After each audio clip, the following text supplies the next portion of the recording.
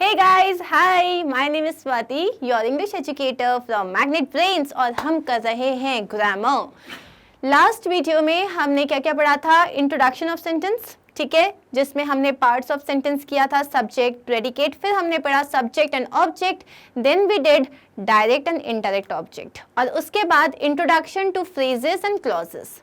ठीक है, I hope वो सब क्लियर था। और आप लोगों ने जो प्रैक्टिस एक्सरसाइजेस हैं उनको भी किया होगा, जो कि डिस्क्रिप्शन बॉक्स में थे। जो भी डाउट्स होते हैं प्लीज़ मेंशन करो and I will help you out with it. ठीक है, now we are going to start with the types of sentences. अब टाइप्स ऑफ सेंटेंसेस से पक्का क्वेश्चंस आते हैं and it is important to understand कि कोई भी सेंटेंस जो है वो किस टाइप का है, क्यों, तभी हम उसमें पंक्चुएशन मार्क करेक्ट लगाएंगे। और पंक्चुएशन मार्क वैसा है कि अगर पंक्चुएशन में थोड़ा ऊपर नीचे हुआ ना तो पूरे क्वेश्चन की वाट लग जाती है। इन बेटर वर्ड्स, जो आपका जो सेंटेंस आप कहना चाहते हो उस सेंटेंस का मतलब बदल जाता है। ठीक है, इसको अगर मैं शुद्ध लैंग्वेज में, बेटर लैंग्वेज में कहूँ। ठीक है, and also by the end of this video you have to stay tuned because we are going to discuss a lot of vocabulary words, जहाँ पे no more very sad or very bad or very happy. We'll get amazing new words and also some pronunciation tips. ठीक है? So now we are going to start with the types of sentences. अब types of sentences में हमारे पास as per the कि जो वो किस तरीके से आप बात कर रहे हो उस तरीके से अगर देखा जाए तो 4 टाइप के सेंटेंस होते हैं। ठीक है, एक होता है डिक्लेरेटिव, एक होता है आपके पास एक्सक्लेमेटरी, इम्पेरेटिव और इंटरोगेटिव। अब हम इन सारे सेंटेंसेस को ध्यान से समझने वाले हैं। ठीक है, तो let's begin. There are 4 types of English sentences classified by their purpose. इन सेंटेंसेस का पर्पस क्या है, ये किस तरीके से बात करना चाहते हैं। ठीक है, अब आता है पहला डिक्लेरेटिव स्टेटमेंट। डिक्लेरेटिव स्टेटमेंट जो होता है ना, ये एज पर द सेंटेंस, नाम देखो उसका, डिक्लेरेटिव है ना। डिक्लेरेटिव मतलब आप कुछ डिक्लेयर कर रहे हो, आप कुछ बता रहे हो। ठीक है, इसको हम असर्टिव स्टेटमेंट भी कहते हैं। अब डिक्लेरेटिव का सिंपल सा फंडा है।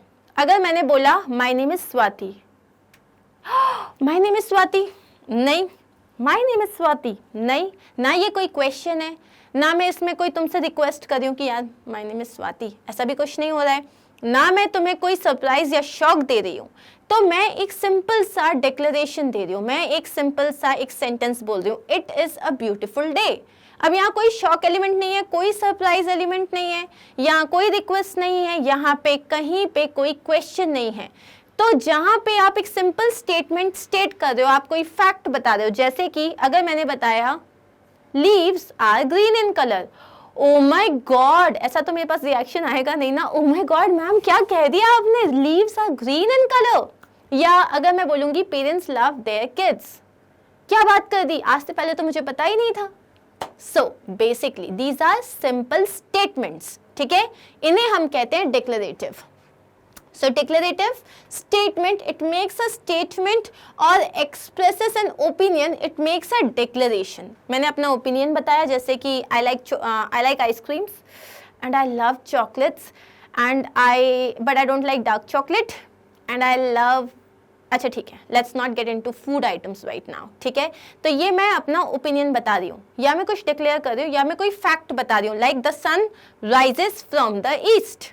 अब इसमें कहीं कोई हैरानी की बात नहीं है, या ऐसा नहीं है सन प्लीज आज के लिए थोड़ा ईस्ट से निकल जाओ ना, कल भले तुम वेस्ट से निकल जाना, राइट। आपने कोई इसको ना कमांड दिया है ना रिक्वेस्ट की है। ठीक है, तो ये एक डिक्लेरेटिव स्टेटमेंट होता है। अब यहाँ ध्यान दो कि जैसे John likes Mary, I am a teacher. अब यहाँ पे कोई भी डिक्लेरेटिव सेंटेंस का एंड में हमेशा फुल स्टॉप ही लगेगा, and this is very important, क्योंकि आने वाले टाइम में जो अभी हमारे पास एक्सरसाइज होगी उसमें क्वेश्चंस में ये रहेगा कि पहले आपको बताना रहेगा कि वो किस टाइप का सेंटेंस है, उसको पंक्चुएट करना पड़ेगा। पंक्चुएट मतलब उसमें सही पंक्चुएशन मार्क लगाना पड़ेगा। सेकेंड सेंटेंस आता है इंटेरोगेटिव। अब ये जो इंटेरोगेटिव सेंटेंस है, ये वर्ड आया है इंटेरोगेट से, जैसे कि होता है ना वो CID देखा है, जिसमें ना वो एक येलो लाइट होती है, उसके नीचे क्रिमिनल बैठा होता है और जो पुलिस है वो इसको इंटेरोगेट करती है। इंटेरोगेट का मतलब होता है क्वेश्चंस करना। ठीक है, तुम तब कहाँ थे, तुम ये बताओ, तुम वो बताओ, you know, daya and all those things. So उसको बोलते हैं हम इंटरोगेटिव क्वेश्चंस स्टेटमेंट्स. मतलब आप क्वेश्चन कर रहे हो. Question, it asks us something, ये हमसे कुछ पूछता है. जैसे कि does Mary like John, what is your name. अब डज मैरी लाइक जॉन तो वो तो नहीं पता, व्हाट इज योर नेम वो पता है. और इसमें हमेशा पंक्चुएशन मार्क क्या लगता है, क्वेश्चन मार्क. अब आता है नेक्स्ट इम्पेरेटिव. और इम्पेरेटिव सेंटेंसेस में बच्चे बड़े कंफ्यूज हो जाते हैं. 3 ही चीजें याद रखनी है. जब ना तुमसे कोई बोल रहा है ना, यार प्लीज पंखा चालू कर दे, नीचे बैठो, निकलो यहाँ से, कमांड दे रहा है कोई रिक्वेस्ट कर रहा है, तुम्हें कोई सलाह दे रहा है, ठीक है, उसे हम कहते हैं इम्पेरेटिव. इम्पेरेटिव, कमांड, रिक्वेस्ट और ऑर्डर, ठीक है, it tells us to do something. इसे कहते हैं हम imperative sentences. For example stop, ठीक है. अब यहाँ पे मैं चाहूं तो फुल स्टॉप लगाऊंगी अगर मैंने बोला स्टॉप, लेकिन मैंने बोला स्टॉप तो मैं कमांड भी दे रही हूं with an exclamation. Close the door, simple. Please come in, simple. तो अब इसमें यूजुअली फुल स्टॉप लगता है, कभी कभार इसमें as per how you are saying exclamation mark लगता है. ये वाला जो मार्क होता है इसे हम कहते हैं एक्सक्लेमेशन मार्क, ठीक है. लास्ट सेंटेंस होता है आपका exclamatory sentence. Exclamatory, exclamation, it expresses surprise, shock और sudden feeling. Oh my God, alas, wow, hooray, you know, all these sudden shock or sudden surprise, या तो कुछ अच्छा होगा या तो कुछ बुरा होगा, ठीक है. We won, oh he is no more. तो ये सारी चीजें होती हैं आपके exclamatory sentences का part. What a funny story he told us. Alas, he died so young. और इसमें हमेशा हम यूज करते हैं एक्सक्लेमेशन मार्क, ठीक है. अब हम इन सब को एक बार अच्छे से इंडिविजुअली समझेंगे और इनके कुछ कुछ एग्जाम्पल्स देखेंगे. जैसे कि मैंने डिक्लेरेटिव बता दिया, इसमें हमेशा एक फुल स्टॉप लगता है. अच्छा, फुल स्टॉप को कहते हैं पीरियड, ओके. ये ना बहुत इंटरेस्टिंग होता है. जैसे मान लो तुम्हारा झगड़ा हो रहा है किसी के साथ, तुमने बोला I don't want to talk about it anymore, period. तो ये जहाँ पीरियड जो होता है इसका मतलब फुल स्टॉप, इसका मतलब अब कोई इस पे बहस नहीं होगी. बट ये साउंड बहुत अच्छा करता है तो try to use this.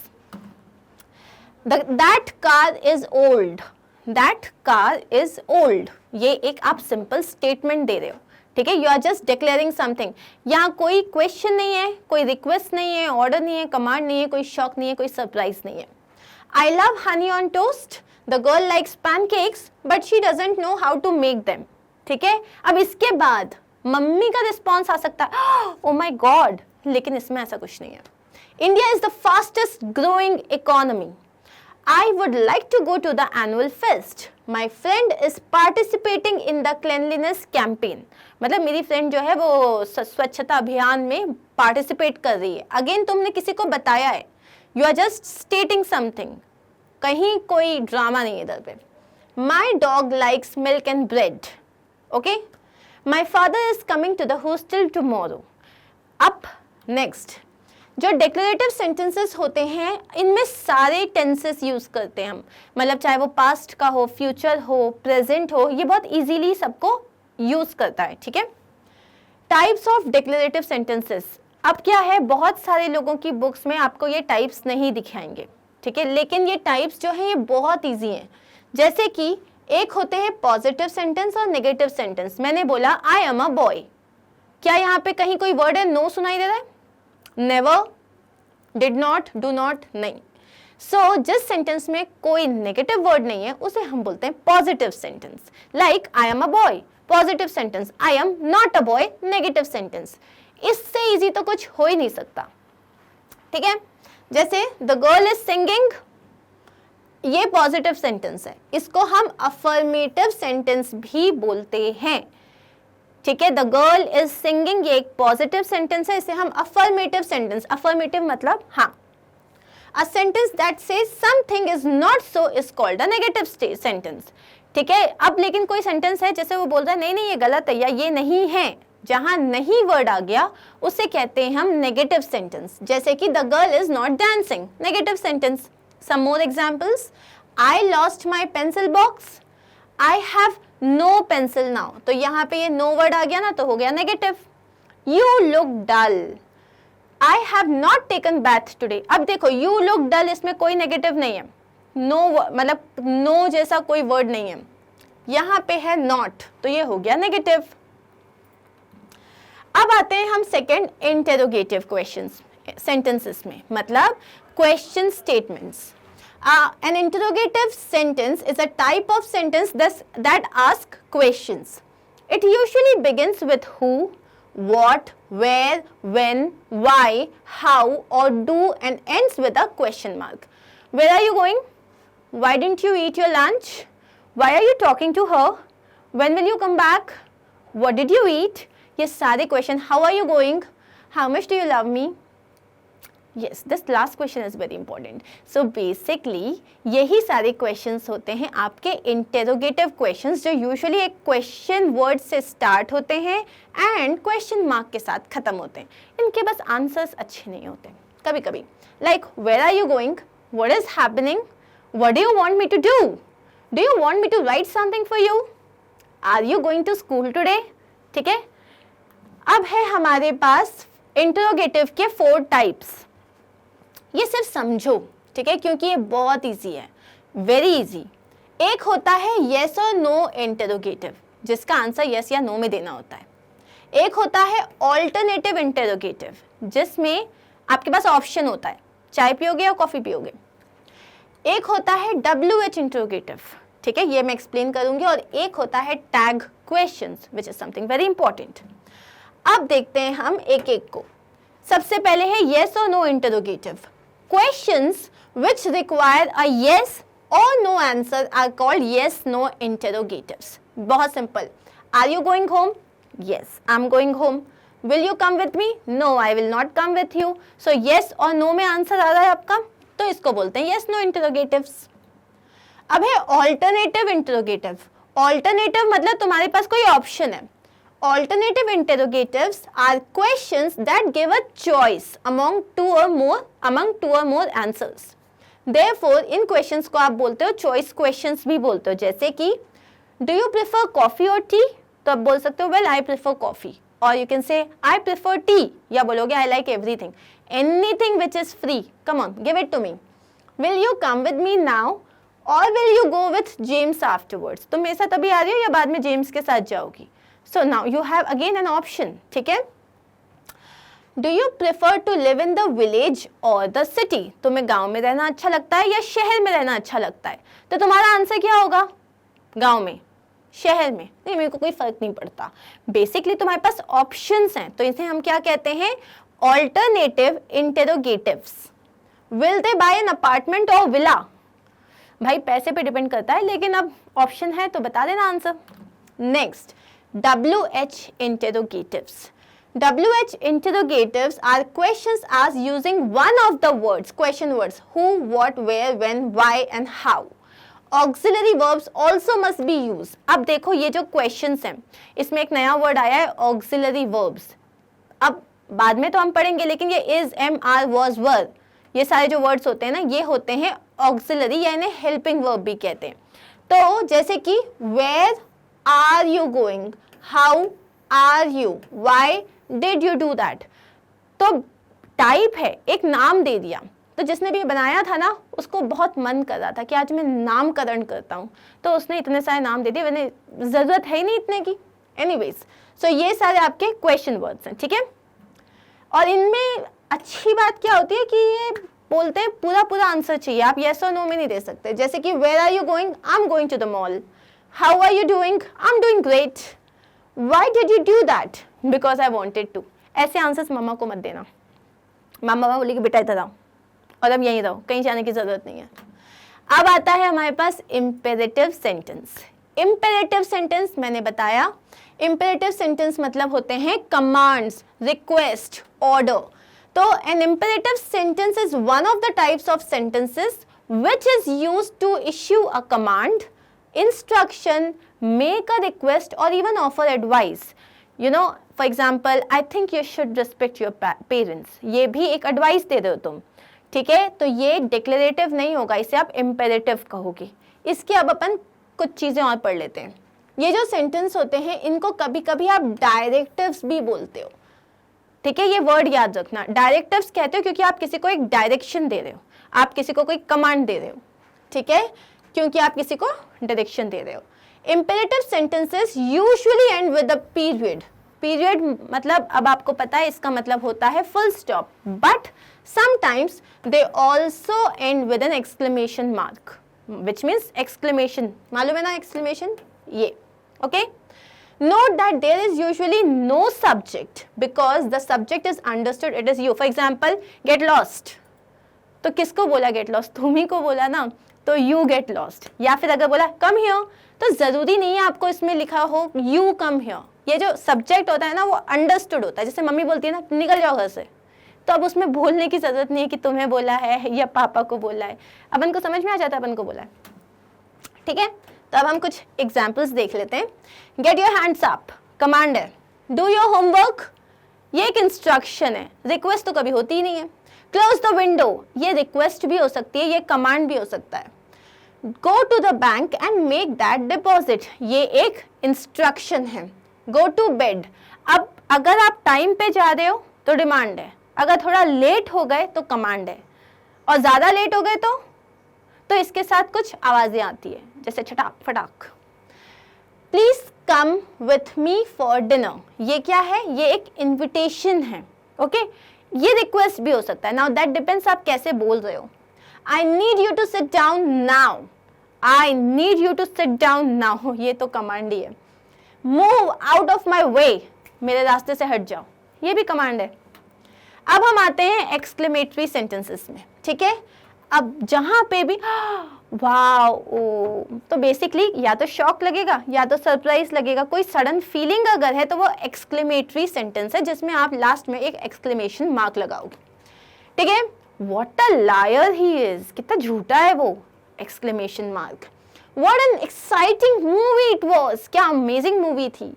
What a tasty pizza, अच्छा ये पिज्जा मत बोलना यार इसको प्लीज, ठीक है। The correct pronunciation is pizza, it's like पीट सा, ठीक है। हाउ डू वी से पिज्जा, पिज्जा मत बोलना, और पिज्जा तो बिल्कुल मत बोलना, ठीक है।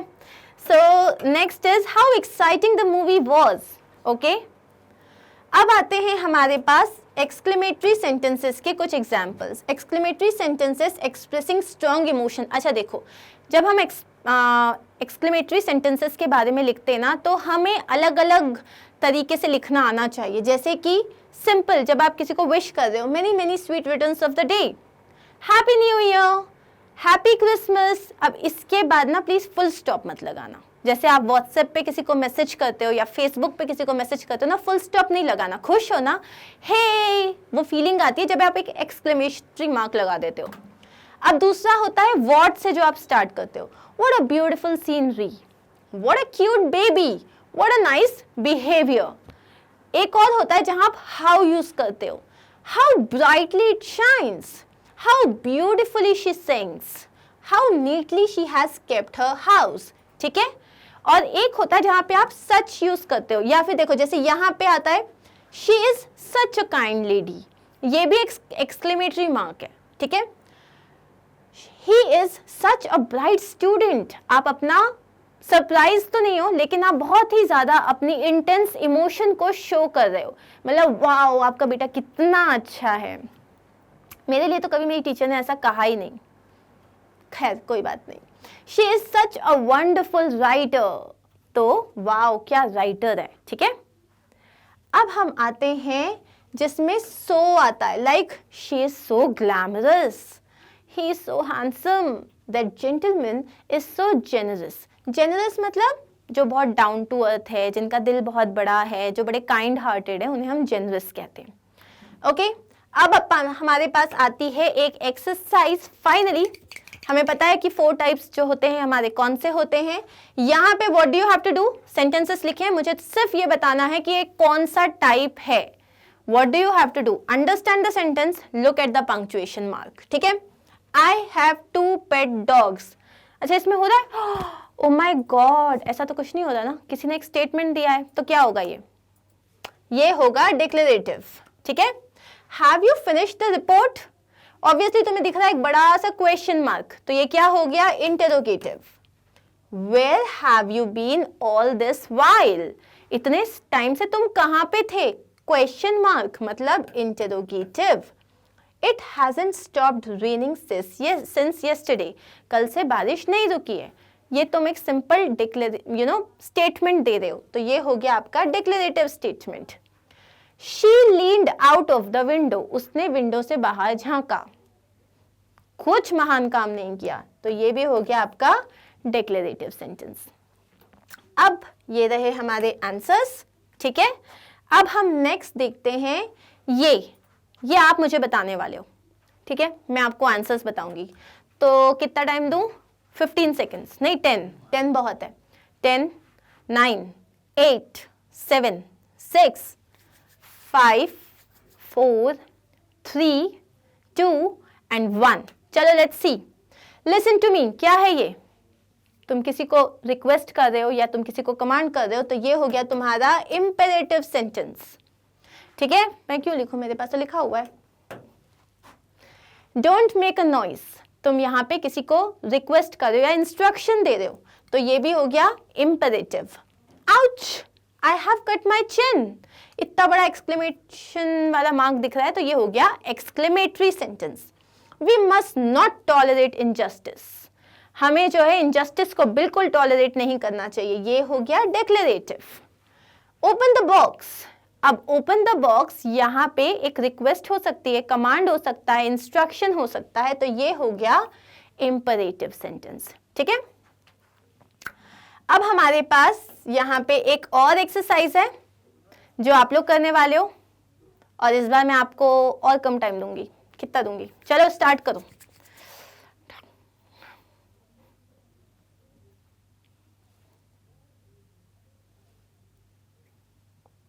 Okay, time over.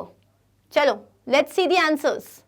So, what are you doing? Question mark, interrogative. Please open the door. ये एक request है या तो ये एक command है, तो ये हो जाएगा imperative. Please tell us the story of Cinderella. ये एक request है, तो ये भी हो जाएगा imperative. Are school books available in your store? क्या स्कूल बुक्स आपके स्टोर में अवेलेबल हैं? तो ये हो जाएगा इंटरोगेटिव, क्योंकि लगा है इसमें question mark. Rekha, you should go to the doctor, अब यहाँ क्या कर रहे हो आप एक एडवाइस दे रहे हो कि बेटा जाओ डॉक्टर को दिखा लो, तो ये हो गया तुम्हारा इंपरेटिव, ठीक है। These are your answers. अब हम आते हैं नेक्स्ट क्वेश्चन में। The stars are twinkling in the sky, simple statement हो गया declarative. What a beautiful painting it was, ये हो गया exclamatory. Mother is calling you, no emotions attached, declarative. Children, please come inside the class, instruction, imperative. Don't talk in my class, instruction, imperative. Okay? So ये रहे हमारे answers. अब हम आगे बढ़ते हैं। अब आपको यहाँ पे क्या करना है, identify and label each sentence as declarative, interrogative, imperative और एक्सक्लेमेटरी, और इनके करेक्ट पंक्चुएशन मार्क भी लगाना है, ठीक है। इसकी हम एक ही एक्सरसाइज करेंगे, ज्यादा नहीं करेंगे। अब यहाँ पे क्या है, this summer my family will travel to Greece, इस समर मेरी फैमिली ग्रीस जाएगी। पहले तो तुम्हें ये समझना है ये कौन सा सेंटेंस है, उसके हिसाब से तुम्हें इसमें पंक्चुएट करना है इसको, and then you will also have to tell me the type. तो obviously it's a declarative sentence, so you will have to put a full stop here, और you can call it a period. I am so excited, क्या होगा ये, this is an, you will put an exclamatory mark over here, exclamation mark, and this is an exclamatory sentence. Do you know where Greece is? What is this? It's a question. ये हो गया interrogative. Greece is home to many archaeological monuments. यहाँ पे आप बता रहे हो कि ग्रीक में, मतलब ग्रीस जो है उसमें बहुत सारे आर्कियोलॉजिकल मॉन्यूमेंट्स के घर है, मतलब इट्स अ गुड प्लेस। तुम सिर्फ एक स्टेटमेंट दे रहे हो, so you will put a full stop and it's a declarative statement. You should read Greek mythology.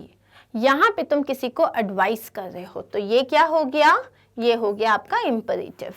ठीक है, अब ये रहे आपके आंसर्स। अच्छा देखो एक चीज, जैसे यहाँ पे मैंने क्या लिखा है, statement, you should read Greek mythology.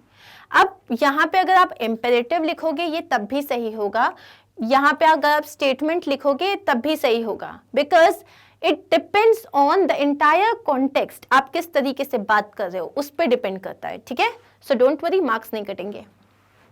So again here we have got some questions. I'll give you 2 minutes, not 2 minutes, I'll give you 30 seconds and then you will tell me the answers which I'll show you.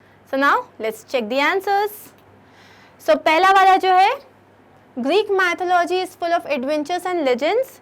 अब ये एक simple statement है, तो यहाँ पे आएगा आपका full stop, sorry यहाँ पे आएगा आपका फुल स्टॉप और आपका ये एक डिक्लेरेटिव है। Hercules and Perseus and all heroes found in Greek mythology. Greek ये ई है, डबल ई, माइथोलॉजी, तो ये बेसिकली बता दें ग्रीक माइथोलॉजी में कौन कौन से लोग, भगवान लोग पाए जाते हैं।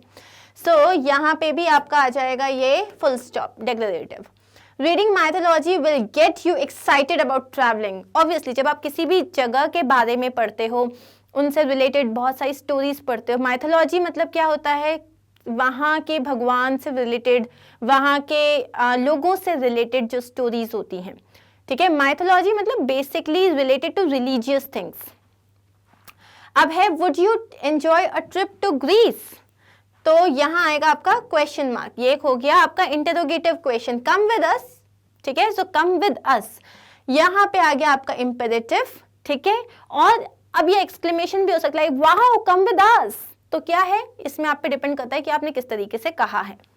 अब गाइज यहाँ पे अब हम एक दूसरी चीज पढ़ने वाले हैं, जिसका जो कि है चेंज ऑफ सेंटेंस। ठीक है, सो यहाँ मैं जाती हूँ अपनी ब्लैंक स्क्रीन पे।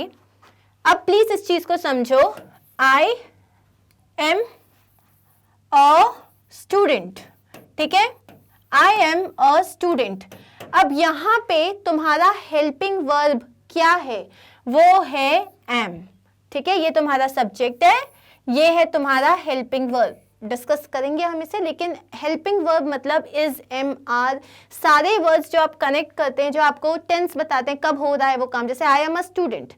अब इसको मुझे अगर नेगेटिव बनाना है तो मैं सिर्फ इस हेल्पिंग वर्ब के बाद में क्या ऐड कर दूंगी, आई एम नॉट अ स्टूडेंट, है ना। अब मान लो मुझे इसको इंटेरोगेटिव बनाना है, मुझे क्वेश्चन स्टेटमेंट बनाना है, तो मैं क्या करूंगी, ये जो मेरा हेल्पिंग वर्ब है ना, इसको मैं सब्जेक्ट के पहले लेके चली जाऊंगी। ठीक है, तब मेरा क्वेश्चन बनेगा एम आई अ स्टूडेंट। ठीक है, ये बन गया एम आई अ स्टूडेंट। अब मान लो मुझे बोला है कि तुम्हें इंटेरोगेटिव बनाना है, वो भी नेगेटिव, तो मैं क्या करूंगी, ऑब्वियसली ये मेरा यही रहेगा, ये हो जाएगा am I not a student. ठीक है, एंड क्वेश्चन मार्क। कूल। अब ये तो हो गया जब मुझे, मेरे पास हेल्पिंग वर्ब है, मेरे पास कोई भी हेल्पिंग वर्ब है, मैंने हेल्पिंग वर्ब को आगे लगा दिया सब्जेक्ट के और मेरे सेंटेंसेस फॉर्म हो गए। मान लो मेरे पास हेल्पिंग वर्ब नहीं है। ठीक है, for example he plays cricket। ठीक है, he plays cricket। अब मुझे इसको बनाना है नेगेटिव, लेकिन मेरे पास तो कोई हेल्पिंग वर्ब नहीं है, तो अब मुझे इसमें क्या देखना पड़ेगा, पहले मुझे देखना पड़ेगा he plays cricket, वो क्रिकेट खेलता है, एस लग रहा है यहाँ पे। अब आएंगे मेरे जो 3 most important words, do, does और डिड। ठीक है, डू सिर्फ यूज होगा प्लूरल के साथ और आई और यू के साथ। ओके, और वो भी जब हम प्रेजेंट या फ्यूचर की बात कर रहे हैं, जैसे कि मैं खाना खाता हूं, यू नो, वो सारी चीजें। डज यूज होगा आपका ही और शी और इट के साथ और कोई भी सिंगुलर के साथ। डिड यूज होगा सबके साथ, लेकिन पास्ट टेंस में। ये सब हम लोग अच्छे से डिस्कस करने वाले हैं, लेकिन अभी हम सिर्फ ये देख लेते हैं हमें नेगेटिव सेंटेंस कैसे बनाना है। Okay, he plays cricket. Okay, मैं इसको इरेज कर देती हूँ। ओके, तो ही प्लेज क्रिकेट। अब यहां मेरा आएगा he does not play cricket, does not play cricket। ठीक है, यहां मैंने क्या किया, मेरा ही मतलब सिंगुलर है, सिंगुलर के साथ क्या लगाना था मुझे, डज, और यहाँ पे पास्ट की तो बात हुई नहीं है, तो सिंगुलर के साथ क्या लगाना था मुझे, does. He does not play cricket. He के साथ बहुत बच्चे ना डू यूज करते हैं और वो बहुत रॉन्ग है। ठीक है, so don't commit that crime. He does not play cricket. उसके बाद अब मान लो मुझे इसका क्वेश्चन स्टेटमेंट बनाना है। क्वेश्चन स्टेटमेंट, तो ये जो डज है ना, इससे ही मैं आगे ले आऊंगी क्योंकि अब ये मेरे लिए हेल्पिंग वर्ब का काम कर रहा है, और मेरा क्वेश्चन हो जाएगा डज ही प्ले क्रिकेट। ठीक है, अब यहां पे एक चीज नोटिस करना, यहां पे क्या था मेरा क्वेश्चन, ही प्लेस क्रिकेट, प्ले में एस लगा हुआ था, तो मैंने क्या लिखा, डज। अब वो एस ना मैं इधर पे लेके आ गई और मैंने प्ले से हटा दिया। सिमिलरली जब भी आप डज लिखोगे, आपके वर्ब में जो एस लगा था वो आप हटा दोगे। ठीक है, अगर इसका नेगेटिव बनाना है इंटरोगेटिव में, तो does he not play cricket, इस तरीके से होगा। सो अब हम एक काम करते हैं, हम अपने नेगेटिव सेंटेंसेस देख लेते हैं। I am going to the market, I am going to the market, इसका नेगेटिव बनाना है। क्या करेंगे हम, हमारा हेल्पिंग वर्ब क्या है, एम, एम के बाद हम लगा देंगे not. I am not going to the market, they are coming with us, they are not coming with us, he is waiting for you, he is not waiting for you, he was quite sure about it, he was not quite sure about it, they were playing football, they were not playing football, that's it। अब आता है the boy can speak English very well, the boy ये है मेरा helping verb, can not speak English very well, she must come with us, यहाँ पे मेरा helping verb ये है। okay, so she must not come with us, you should come here again, यहाँ पे मेरा helping verb है should, तो you should not come here again, the children have gone to bed, the children यहाँ पे मेरा verb क्या है, have, तो the children have not gone to bed, he works hard। अब ये मैंने अभी बताया था, देखो मेरे verb में s लगा हुआ है, ठीक है, मेरे पास कोई हेल्पिंग वर्ब नहीं है, तो इसका आंसर हो जाएगा ही does not work hard. Okay, अब नेक्स्ट है जब मुझे डिक्लेरेटिव स्टेटमेंट से बनाने हैं क्वेश्चन। अभी हमने इसको डिस्कस किया था, James teaches at a school. अब James teaches at a school में हेल्पिंग वर्ब तो नहीं है, टीचेस मेरा वर्ब है जिसमें आ रहा है एस, और जेम्स जो है वो एक सिंगुलर पर्सन है, तो मैं क्या लिखूंगी, does James teach at school, ये एस हट जाएगा, तो आंसर क्या आएगा, does James teach at school. अब यहां से मैंने एस हटा दिया क्योंकि मेरा एस यहां पे आ गया है। सिमिलरली इस सेंटेंस को देखते हैं हम, सूजी हैज अ ब्यूटिफुल वॉइस। अब इसमें हमारे पास हेल्पिंग वर्ब है, क्या है हमारा हेल्पिंग वर्ब, हैज, तो हम हैज को आगे लगा देंगे, तो ये क्या हो जाएगा, सॉरी, यहाँ पे डज सूजी हैव अ ब्यूटीफुल वॉइस। अब इसमें ऐसा भी कर सकते हैं, हैज सूजी अ ब्यूटीफुल वॉइस, ठीक है, हम ऐसे भी कर सकते हैं। Peter knows the answer, does Peter know the answer. Please एक चीज याद रखना, अगर मिस्टेक मतलब अगर मार्क्स नहीं गंवाने हैं तो अगर डज यूज कर रहे हो तो फिर तुम्हारा जो वर्ब है उसमें एस मत लगाना, है ना, बहुत सारे एस फ्री के तो बढ़ नहीं रहे, तो यहाँ पे भी लगा दिया, यहाँ पे भी लगा दिया, नहीं, सिंगुलर है तो सिर्फ डज लगाओगी। अब जैसे क्वेश्चन है, Maria lives with her aunt, अब यहाँ पे क्या है, लिव्स, नो हेल्पिंग वर्ब, तो हमने यहाँ पे लगाया डज मारिया, एस को हमने हटाया, live with her aunt. She took a lot of time to finish the work. अब यहाँ पे पास्ट टेंस है, टुक बोल रहा है वो। Please look at the verb, took मतलब टेक का पास्ट फॉर्म है वो, तो यहाँ पे क्या हो जाएगा, did she take a lot of time to finish the work. अच्छा गाइस प्लीज एक चीज सुनो, इसमें बिल्कुल भी टेंशन मत लो, क्योंकि हम अभी टेंसेस करेंगे और टेंसेस में अभी ये सारी जो चीज़ें, इसके पहले हम वर्ब्स पढ़ेंगे, फिर हम टेंसेस करेंगे, तो एक एक पॉइंट जिसमें अभी थोड़ा सा भी डाउट है ना, वो एकदम क्लियर हो जाएगा। तो आने वाले टाइम में बहुत जल्दी ये सारे वीडियोस अपलोड हो जाएंगे, तो जहाँ भी डाउट होगा इट विल गेट क्लियर्ड। तो क्या हुआ अभी, क्या कहा मैंने, जहाँ पे टेंशन हो रहा है उसको अटेंशन मत दो, जो चीज़ समझ में आ रही है उसको समझो, ठीक है। अब आगे बढ़ते हैं।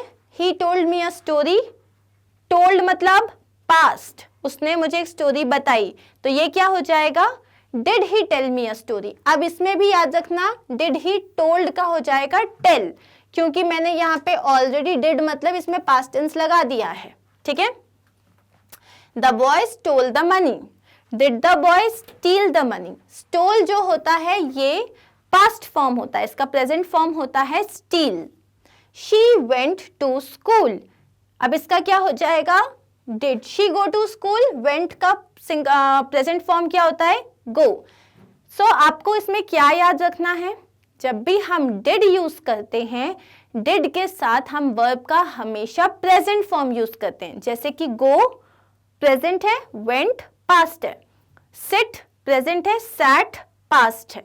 तो जैसे यहाँ पे है Alice made a cake yesterday, अब जो made है ये पास्ट फॉर्म है, इसका प्रेजेंट क्या होगा, make। Did Alice make a cake yesterday? Peter wants to become an engineer, अब यहाँ पे ये हो गया हमारा प्रेजेंट, क्योंकि wanted तो लिखा नहीं है, so does Peter want to become an engineer, ठीक है।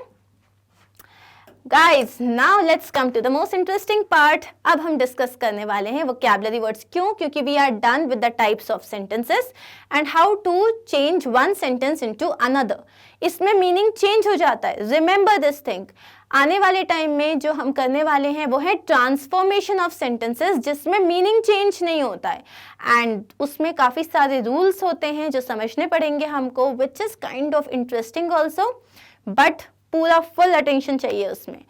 अब एज प्रॉमिस्ड हमारे पास है कुछ बहुत interesting vocabulary words, and I love it जब आप लोग जो है सेंटेंसेस फॉर्म करके मुझे सेंड करते हो, ठीक है, प्लीज डू दैट।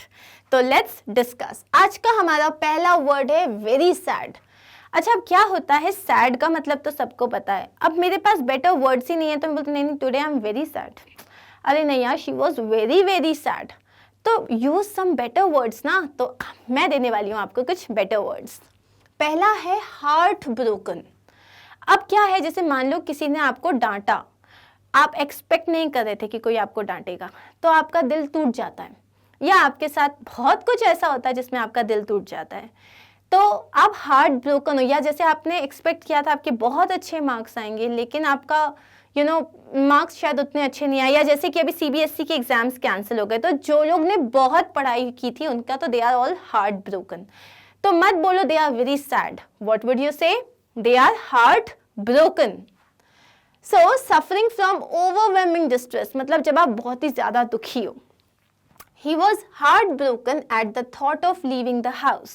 आप बचपन से किसी घर में रहे हो या किसी पर्टिकुलर सिटी में रहे हो और अब आपको उधर उस जगह को छोड़ के जाना है, तो how would you feel? You will feel heartbroken. आपका दिल, आपको बहुत बुरा लगेगा.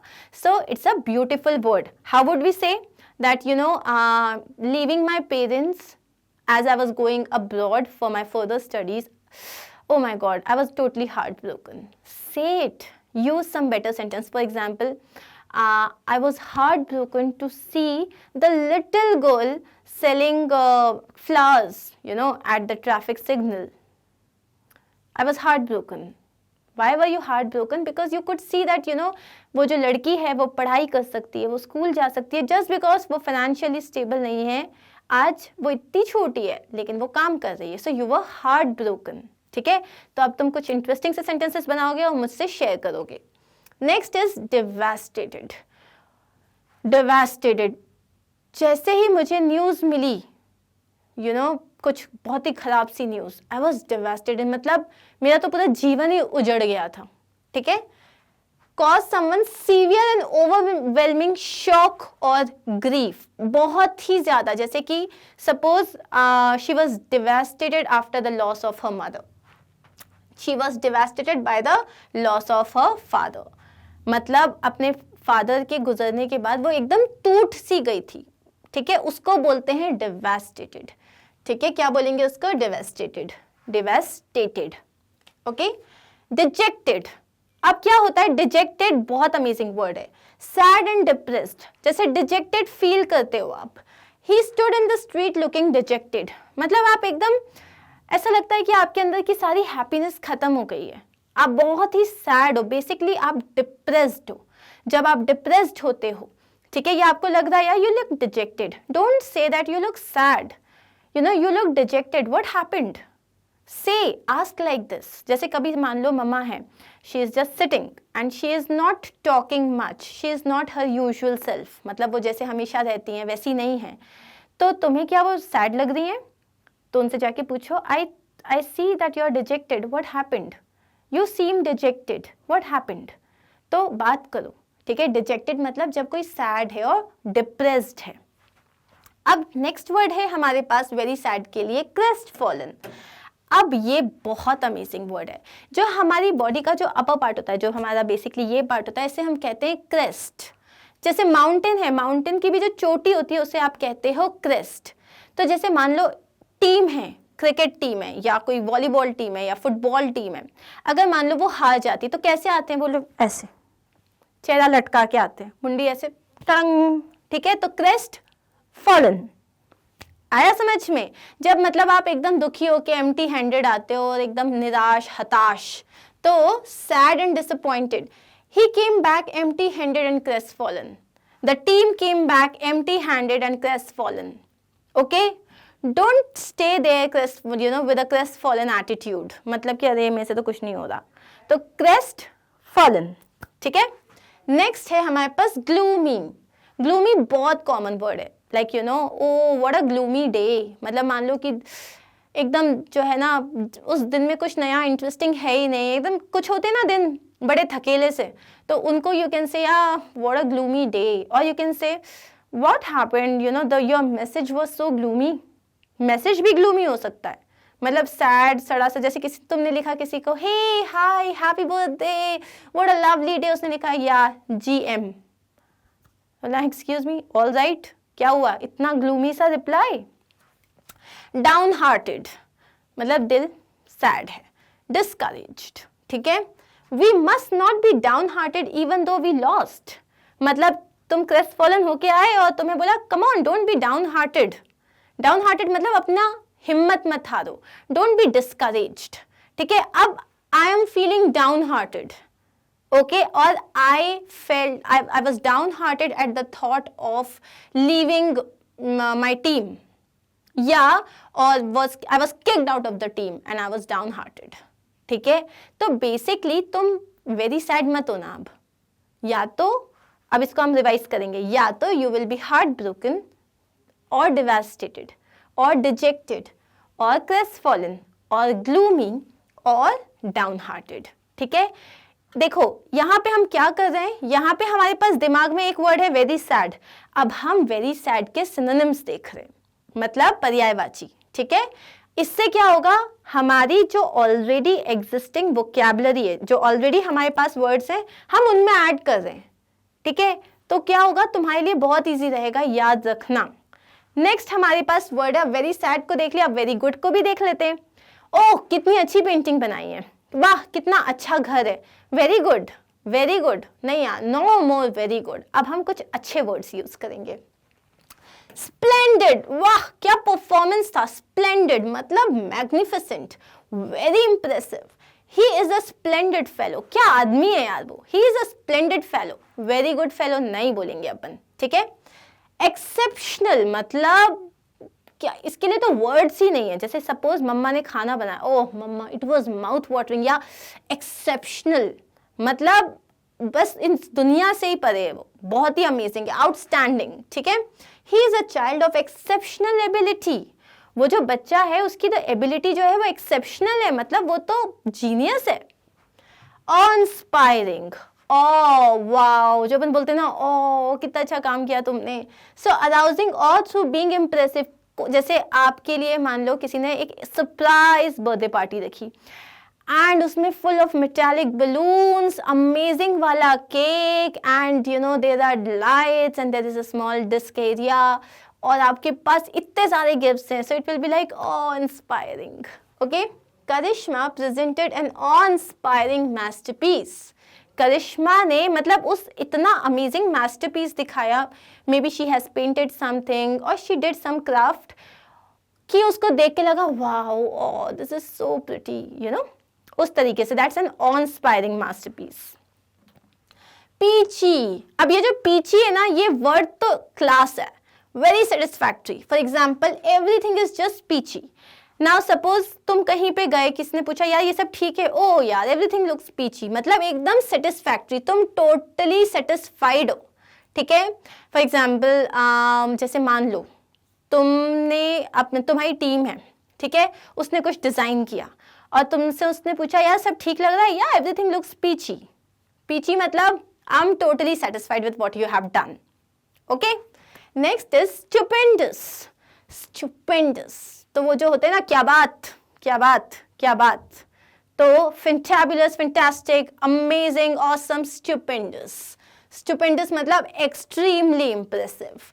These are most stupendous views. So you went to Kashmir and the beautiful snow-covered mountains, the lakes and the beautiful flowers and the magnificent look and the splendid this and basically stupendous views.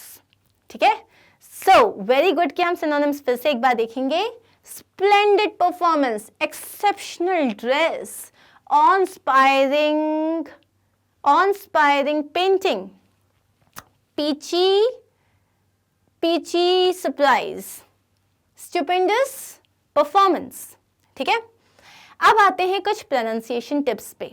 तो ये जो है, ये अगर आपका है woman, अगर single woman की बात करें तो ये वुमन, वुमैन नहीं होगा, ठीक है, वुमैन नहीं होता, woman.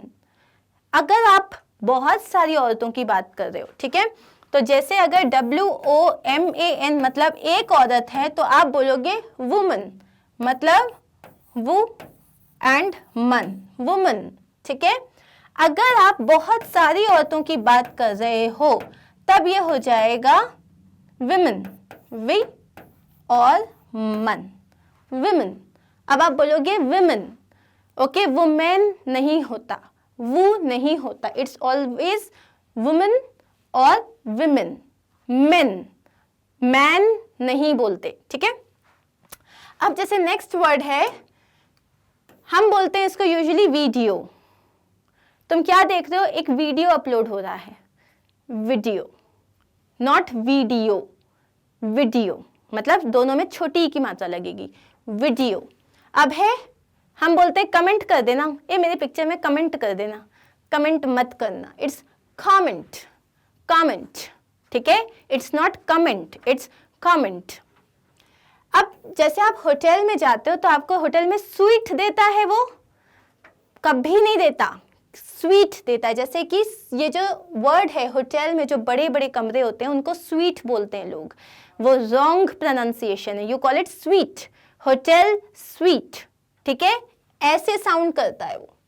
And the next and the last is, हम बोलते हैं मुझे तो कूपन मिला है, मैं तो इनकैश कराऊंगी, कूपन किसी को नहीं मिलता, it's coupon, okay, it's coupon, मेरे को एक कूपन मिला है, मुझे उस कूपन को इनकैश करना है। सो आई होप आज कुछ तो नया सीखा ही होगा, ठीक है। So I am going to see you very soon in my next video with some more vocabulary words, some more pronunciation tips and transformation of sentences, which is a very very very important topic. तब तक के लिए stay tuned, stay connected. Corona time से please stay safe, okay?